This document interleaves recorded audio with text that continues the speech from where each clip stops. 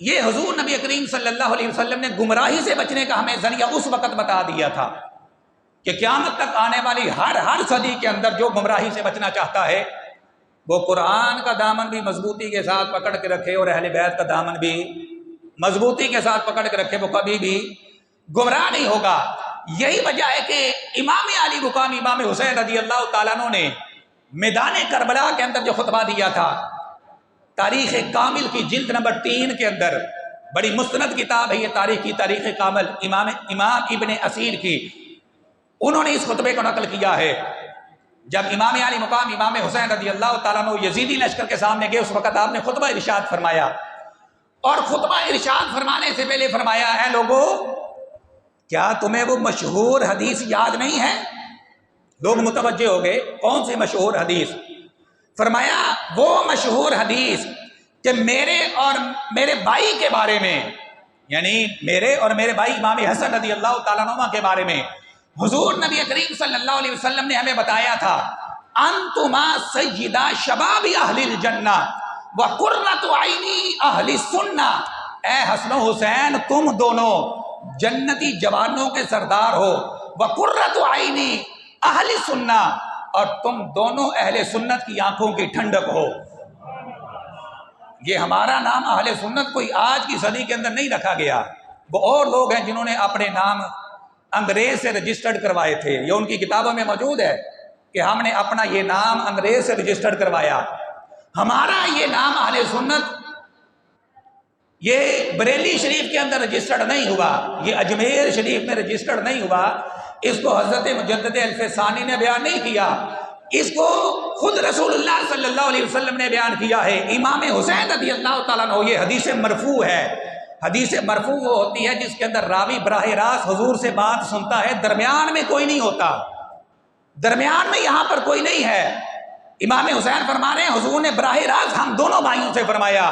انتما سیدہ شباب اہل الجنہ وقرۃ عین اہل السنہ، اے حسنین کریمین تم دونوں جنتی جوانوں کے سردار ہو اور تم دونوں اہل سنت کی آنکھوں کی ٹھنڈک ہو۔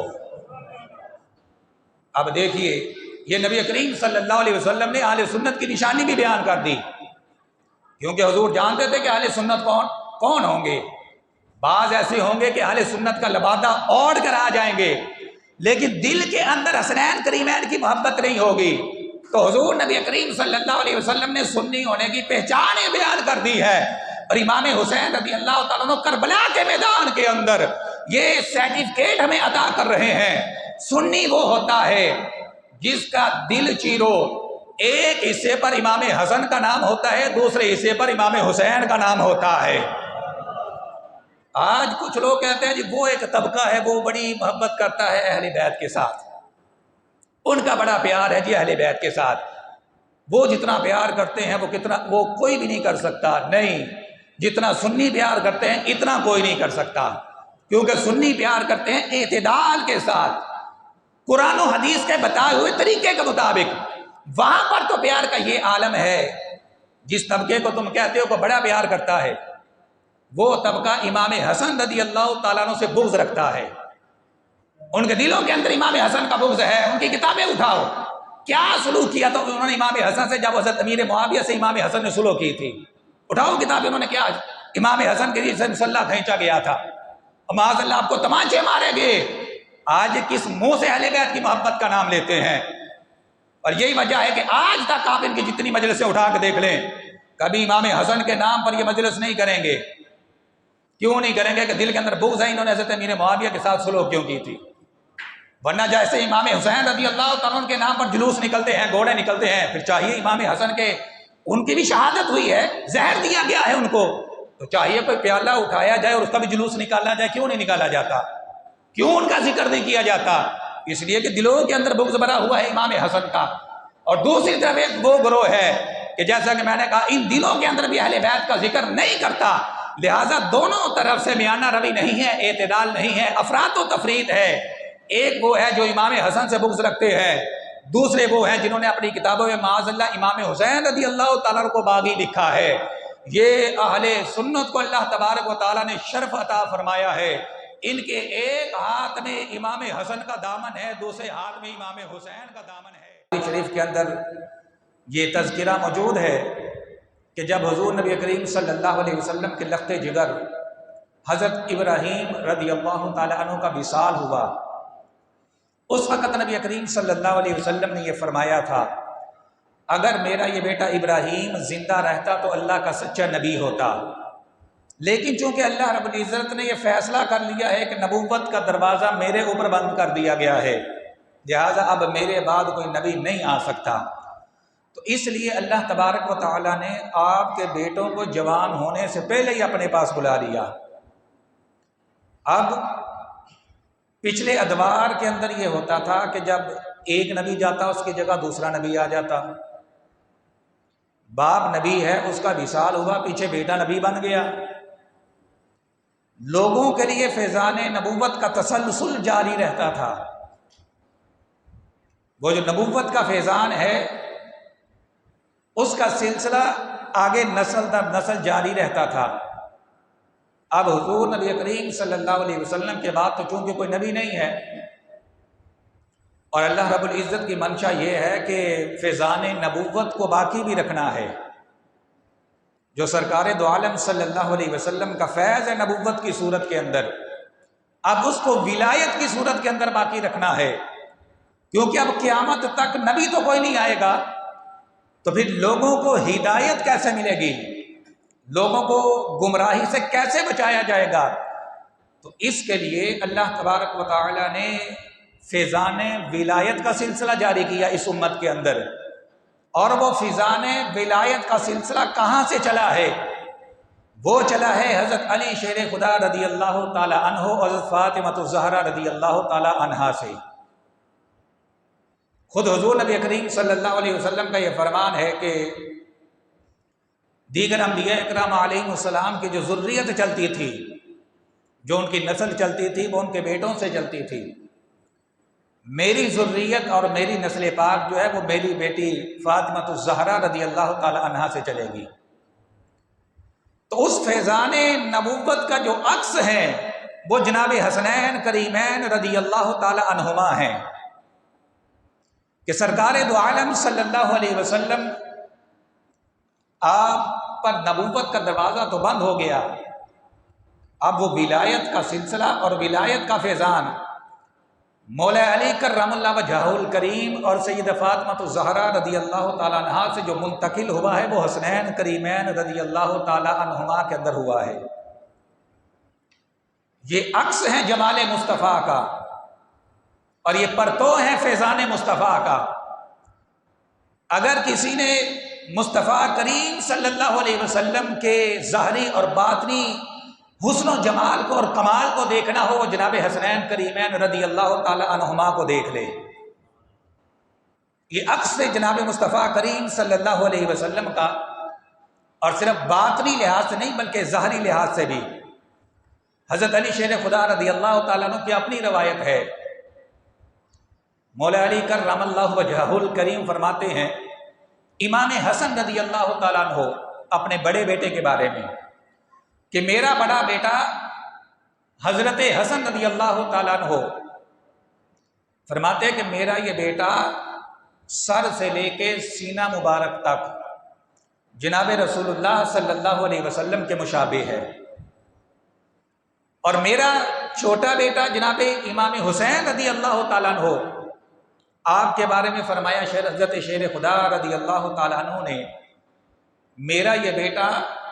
سینے سے لے کر پاؤں تک نبی کریم صلی اللہ علیہ وسلم کے مشابہ ہے، اور یہی وجہ ہے کہ حضور نبی کریم صلی اللہ علیہ وسلم کے وصال اقدس کے بعد جب حضور کا وصال ہو گیا، حضور بظاہر دنیا سے پردہ فرما گئے۔ کبھی صحابہ کرام کے دلوں میں یہ آرزو مچلتی تھی کہ ہم حضور نبی کریم صلی اللہ علیہ وسلم کا دیدار کریں اور سرکار صلی اللہ علیہ وسلم کے سراپے اقدس کو دیکھیں، تو جب پیاس بڑھ جاتی تھی، تشنگی بڑھ جاتی تھی، تو صحابہ کیا کرتے تھے؟ وہ حسنین کریمین رضی اللہ تعالی عنہما ان دونوں بھائیوں کو آپس میں اکٹھا کھڑا کر کے دیکھ لیتے تھے، سرکار دو عالم صلی اللہ علیہ وسلم کا سراپا نظر آ جاتا تھا، کیونکہ امام حسن رضی اللہ تعالیٰ عنہ سر اقدس سے لے کر سینہ اقدس تک حضور کے مشابہ تھے، اور امام حسین رضی اللہ تعالیٰ عنہ سینہ اقدس سے لے کے پاؤں مبارک تک حضور نبی کریم صلی اللہ علیہ وسلم کی مشابہت رکھتے تھے، اور حضور نبی کریم صلی اللہ علیہ وسلم نے حضرت فاطمہ سے یہ فرمایا تھا کہ میرا حلم اور میری بردباری جو ہے، میرا حلم اور میری بردباری یہ تیرے بڑے بیٹے امام حسن رضی اللہ تعالیٰ عنہ کو دی گئی ہے، اور میری شجاعت اور میری بہادری تیرے دوسرے بیٹے حضرت حسین رضی اللہ تعالیٰ عنہ کو دی گئی ہے۔ میرا حلم اور میری بردباری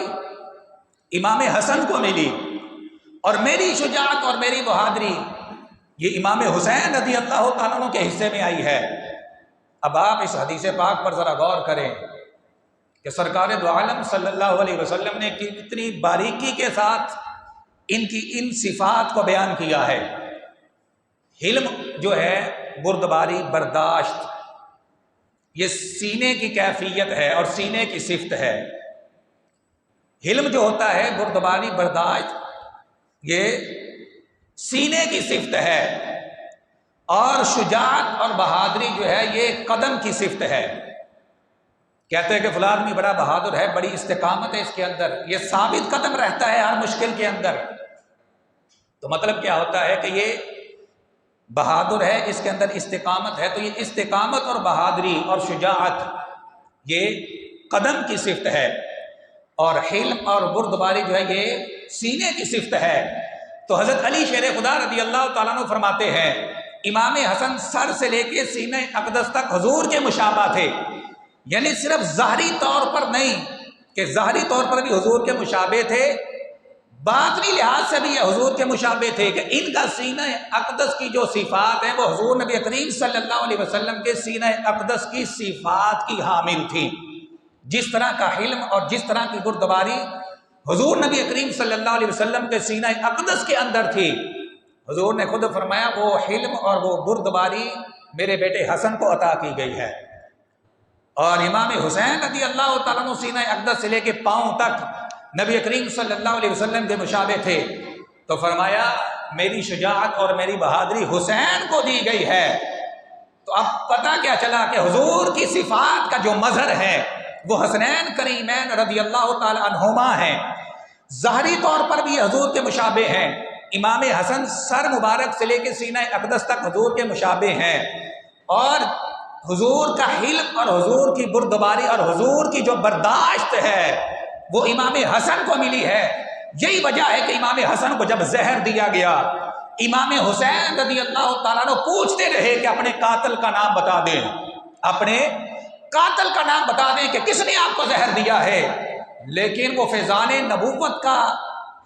فیضان اتنا ملا ہے امام حسن کو کہ امام حسن رضی اللہ تعالیٰ عنہ نے زہر کا پیالہ پی لیا ہے لیکن اپنے قاتل کا نام نہیں بتایا ہے۔ اور دوسری طرف امام حسین رضی اللہ تعالیٰ عنہ کہ جن کے بارے میں حضور نے فرمایا ان کو میری شجاعت دی گئی ہے، میدان کربلا کے اندر 72 ساتھی شہید کروا دیے ہیں، بچے شہید کروا دیے ہیں، اور خود اپنا سر کٹ کے نیزے کی نوک پر چڑھ گیا ہے، لیکن امام حسین رضی اللہ تعالیٰ عنہ کے پائے مبارک کے اندر کسی قسم کی کوئی لغزش واقع نہیں ہوئی ہے۔ تو یہ اصل میں فیضان تھا نبوت کا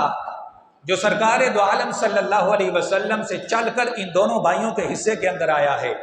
کہ یہ ظاہری لحاظ سے بھی حضور نبی کریم صلی اللہ علیہ وسلم سے مشابہت رکھتے تھے جسمانی لحاظ سے، اور باطنی لحاظ سے بھی، روحانی لحاظ سے بھی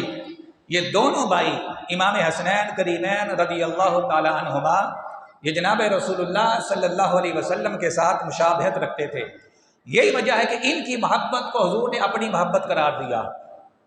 اور ان کے ساتھ بغض کو حضور نبی کریم صلی اللہ علیہ وسلم نے اپنے ساتھ بغض قرار دیا، یعنی جن ان کو اپنے جگر کا ٹکڑا کہا۔ چنانچہ حضرت سلمان فارسی رضی اللہ تعالیٰ عنہ روایت کرتے ہیں کہ سرکار دو عالم صلی اللہ علیہ وسلم نے ارشاد فرمایا من احبہما احبنی، جس نے میرے ان دونوں نواسوں کے ساتھ محبت کی گویا اس نے میرے ساتھ محبت کی، ان کی محبت میری محبت ہے۔ ومن احبنی احبہ اللہ، اور جس نے میرے ساتھ محبت کی گویا اس نے اللہ تبارک و تعالیٰ کے ساتھ محبت کی۔ یہ حضور نبی کریم صلی اللہ علیہ وسلم نے کڑی کے ساتھ کڑی ملا دی۔ کہ جس نے ان دو کے ساتھ محبت کی اس نے میرے ساتھ محبت کی، جس نے میرے ساتھ محبت کی اس نے اللہ تبارک و تعالیٰ کے ساتھ محبت کی۔ وَمَنْ أَحَبَّهُ اللَّهُ أَدْخَلَهُ الْجَنَّةَ، اور جو اللہ کے ساتھ پیار کرے گا، جو اللہ کے ساتھ محبت کرے گا، اللہ تبارک و تعالیٰ اس کو جنت میں داخل فرمائے گا۔ پھر فرمایا وَمَنْ أَبْغَضَهُ مَا أَبْغَضَنِي، جس نے ان دونوں کے ساتھ بغض رکھا اس نے میرے ساتھ بغض رکھا۔ وَمَنْ أَبْغَضَنِي أَبْغَضَهُ اللَّهُ، اور جس نے میرے ساتھ بغض رکھا گویا اس نے اللہ تبارک و تعالیٰ کے ساتھ بغض رکھا۔ وَمَنْ أَبْغَضَهُ اللَّهُ أَدْخَلَهُ النَّارَ، اور جس نے اللہ تبارک و تعالیٰ کے ساتھ بغض رکھا اللہ تبارک و تعالیٰ اس کو جہنم میں داخل فرمائے گا۔ تو یہ ان کی محبت جنت میں جانے کے لیے ایک ذریعہ ہے، جنت میں جانے کا ایک وسیلہ ہے۔ اور خدا نہ خواستہ اگر کہیں ان کی محبت کے اندر کمی آ گئی، کسی نے ان کی محبت میں ڈنڈی مار دی، تو پھر کیا ہے؟ سرکار دو عالم صلی اللہ علیہ وسلم فرما رہے ہیں جس کے دل کے اندر ان دونوں کا بغض ہے تو فرمایا وہ یہ نہ سمجھے کہ فقط ان کا بغض ہے، گویا اس نے میری ذات کے ساتھ بغض رکھا، اور جس نے میرے ساتھ بغض رکھا گویا اس نے اللہ تعالیٰ کے ساتھ بغض رکھا، اور جو اللہ تعالیٰ کے ساتھ بغض رکھے گا ادخلہ النار، اللہ تبارک و تعالیٰ اس کو جہنم کے اندر داخل فرمائے گا۔ اور پھر ان کی شان و عظمت کو بیان کرتے ہوئے ہمارے محبوب صلی اللہ علیہ وسلم نے ارشاد فرمایا، حضرت اسامہ رضی اللہ تعالیٰ عنہ کہتے ہیں،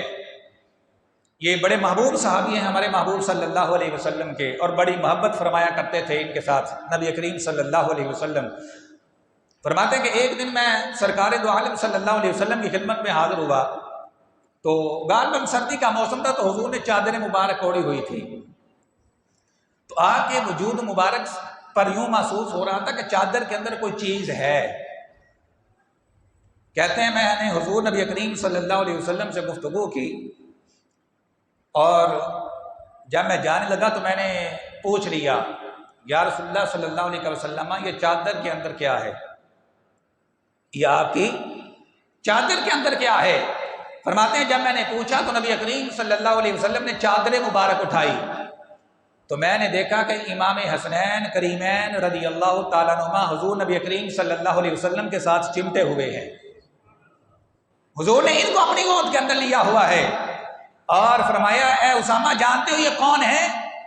فرمایا یہ میری بیٹی کے بیٹے ہیں اور میرے بھی بیٹے ہیں۔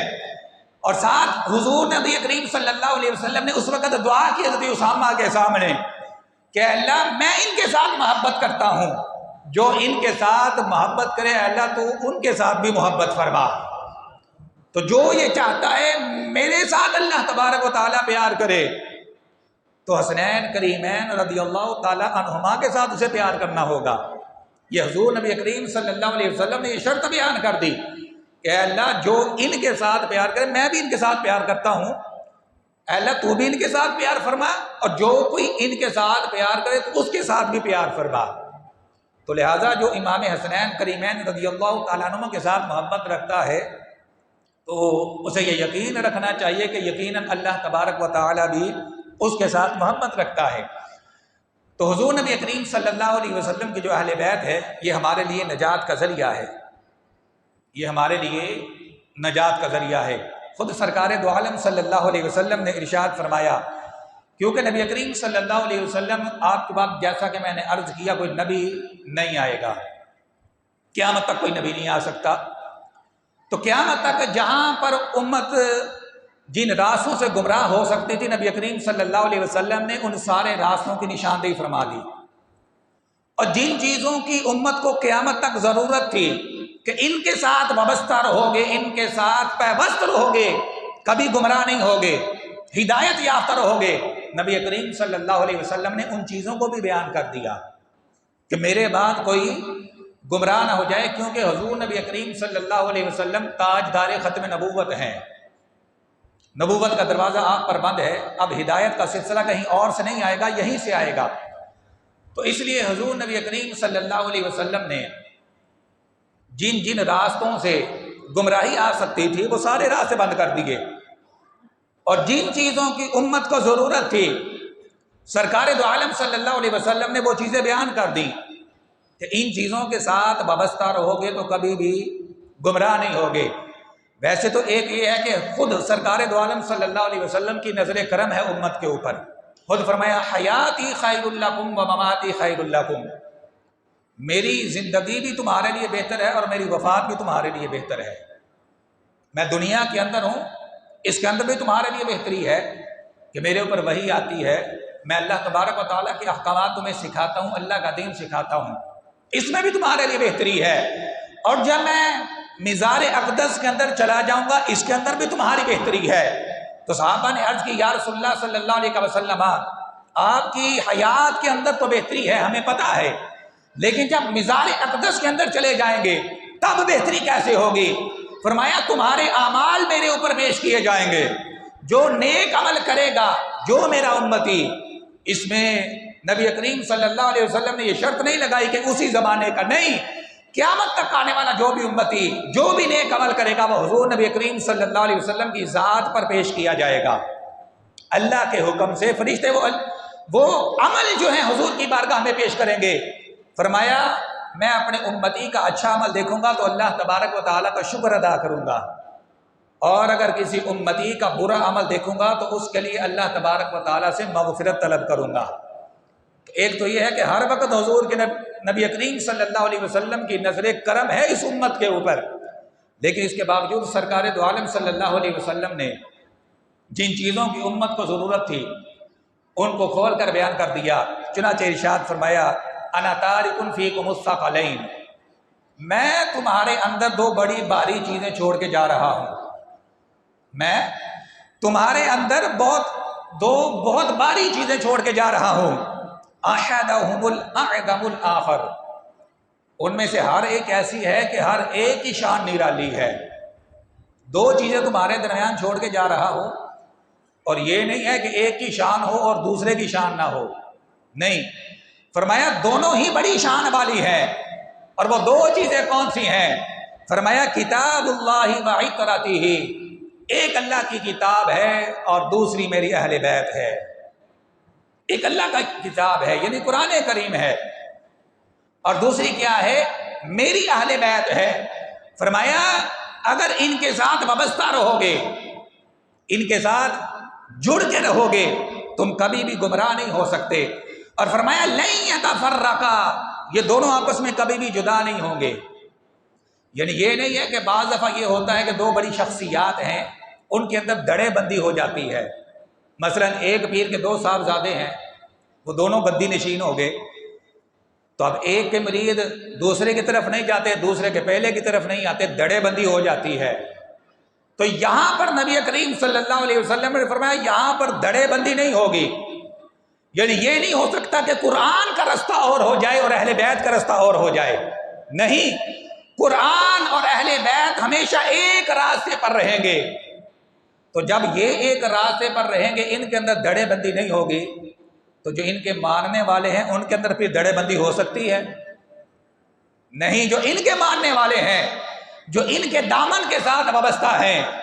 ان کے اندر پھر دڑے بندی نہیں ہو سکتی۔ فرمایا لن یتفرقا، یہ دونوں کبھی بھی جدا نہیں ہوں گے، ان کے اندر آپس میں تضاد نہیں آئے گا، حتی یرد علی الحوض،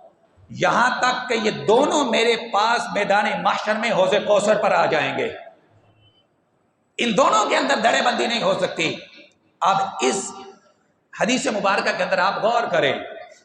کہ سرکار دو عالم صلی اللہ علیہ وسلم نے فرما دیا کہ یہ دو باری چیزیں ہیں، ایک میری اہل بیت ہے، دوسرا اللہ کی کتاب ہے، ان دونوں کے اندر آپس میں کبھی بھی دڑے بندی نہیں ہوگی، اور جو ان کے ماننے والے ہیں پھر ان کے اندر بھی دڑے بندی نہیں ہوگی۔ تو پھر ذہن کے اندر سوال ہی آتا ہے کہ پھر امت کے اندر دڑے بندی کیوں ہو گئی؟ امت کے اندر دڑے بندی کیوں ہو گئی؟ کیوں فرقے بن گئے؟ اس لیے کچھ لوگوں نے فقط اہل بیت کا دامن پکڑ لیا، انہوں نے قرآن کو چھوڑ دیا، انہوں نے قرآن کا دامن چھوڑ دیا،